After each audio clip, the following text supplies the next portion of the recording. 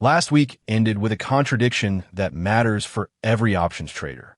The S&P 500 reached a record on Thursday. Small companies led the week, and then Friday delivered a warning. Retail sales fell 0.6%. Our own 5 conditional setups produced 0 triggered trades. Tonight, we're going to explain why that restraint mattered, map the events that can move the market next week, and show the complete new top 10 calls and top 10 puts. This is professional level tracking for regular people with regular jobs. We are not predicting the future. We are building a decision map before the market opens. First, what happened last week? The S&P 500 gained 0.4%. The Nasdaq Composite added 0.1. The Russell 2000 gained 1.1%, while the Dow fell 0.6. That means small companies led, even while the large indexes stayed near record territory. Inflation data helped the market. July consumer prices rose 0.1% for the month and 3.4% from a year earlier. Core inflation rose 0.2 for the month and 2.5% over the year. Producer prices were unchanged for the month, though still 4.7% higher than a year earlier. Then Friday changed the conversation. July retail sales fell 0.6%. That can support lower rates, but it can also signal a softer consumer. At the same time, oil remains elevated because of uncertainty around Iran and the Strait of Hormuz. So the market enters this week caught between cooler inflation, weaker demand, and oil that could reignite price pressure. Now the accountability check. We published 5 conditional setups from the prior board. 2 were invalidated, 3 were blocked, and none triggered. 1 contract showed a positive raw ask-to-bid change, but it's set up and validated before the entry condition. We do not turn a chart touch into a trade after the fact. The broader scanner evidence is also still negative. We have collected 1 session observations for 105 of 240 scanner contracts. 24 were positive and 81 were negative after quoted spread drag. The average was negative 14.8% and the median was negative 18.3%. Those are scanner cohort measurements, not triggered trade returns, and they do not prove a profitable edge. That is why tonight's contracts stay on watch until the live evidence confirms them. Here is the market map for Monday. SPY closed at $776.34. Friday's range was $775.46 to $778.90. Acceptance above the high support's continuation. A break below the low tells us the record high trend is losing control. QQQ closed at $731.07. Its Friday range was $728.35 to $734.40. Technology needs to clear that upper boundary to lead again. IWM closed at $305.09. It led last week. Holding above 302.77 keeps the small company rotation alive. Losing that level would weaken the strongest part of last week's tape. The latest delayed VIX quote was 14.5, a calm reading. If volatility pushes above 18, we tighten risk, reduce chasing, and demand better confirmation. Next, the calendar. Tuesday brings July housing starts and building permits, import and export prices, industrial production, and Home Depot earnings. That combination can move builders, mortgage-sensitive stocks, home improvement, bonds, and the housing names on our board. Wednesday is the biggest policy day. The Federal Reserve releases minutes from its July meeting at 2 p.m. Eastern. Target, Lowe's, and TJX also report.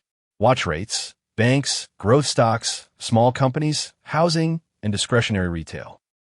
Thursday brings Walmart earnings and the Census Bureau's Advanced Services report. Walmart can give the market a broad read on groceries, e-commerce, consumer budgets, labor costs, and margins. Oil is the unscheduled catalyst all week.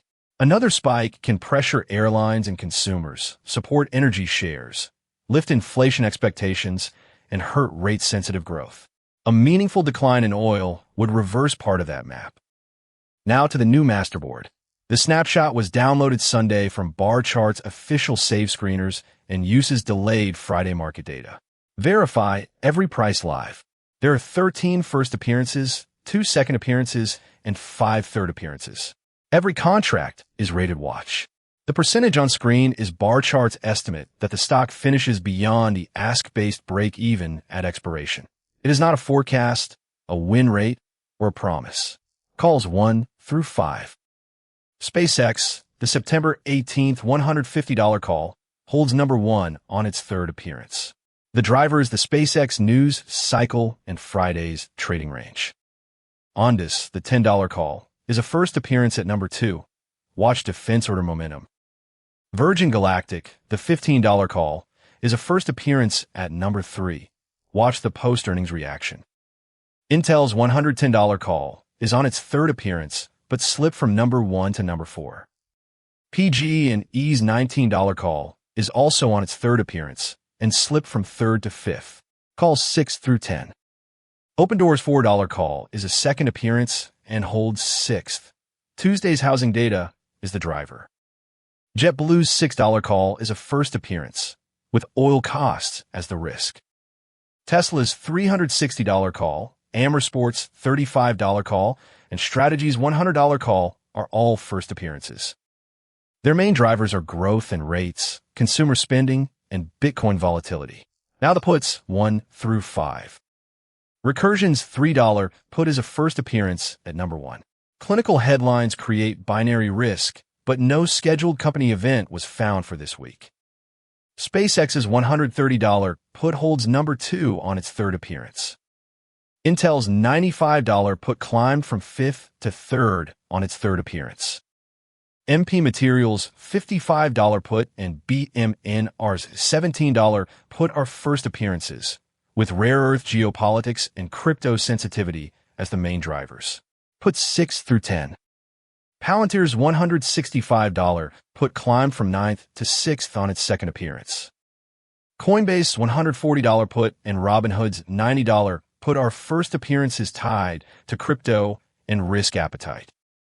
Rocket's $14 put is a first appearance tied directly to rates and housing.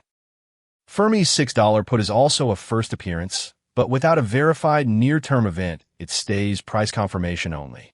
The full board shows the observed ask, the maximum premium at risk for one contract, and the Barchart probability for every row. A small premium is not automatically a small risk. The full premium can go to 0. The most important conflict is SpaceX because both directions rank near the top. The $150 call is number 1, but it remains a watch. The observed ask was $7.35, or $735 for one contract before fees. Barchart's break-even probability estimate was 27.9%. The bullish condition is a break and hold above Friday's high, $144.19, with relative volume and broader growth strength. The bullish map invalidates below 135.53. No trade inside that range, after an unsupported gap, or with an uncontrolled spread. The $130 put is number 2 on the put board. Its observed ask was $6.25, or $625 at risk. The bearish condition is a break and hold below 135.53 with volume and broader growth weakness. It invalidates above 144.19. The middle is a wait. Intel gives us the same two-sided message. The $110 call only improves above $106.86 with semiconductor alignment. It invalidates below 102.17. The $95 put only improves below 102.17 with semiconductor weakness. It invalidates above 106.86. Inside the range, neither side has confirmation. What changes the weekly plan? The bullish case strengthens if SPY clears Friday's high. QQQ follows. IWM holds its leadership, oil cools, and Wednesday's Fed minutes do not push yields higher. The bearish case strengthens if SPY loses Friday's low, IWM loses 302.77, oil rises again, or retail earnings confirm broad consumer weakness. And the no-trade case wins if the indexes stay inside Friday's ranges while option spreads remain wide. Waiting is a valid decision. Tomorrow, do not buy a ranking. Verify the stock, the direction, the volume, the sector, the event calendar, and the live bid and ask.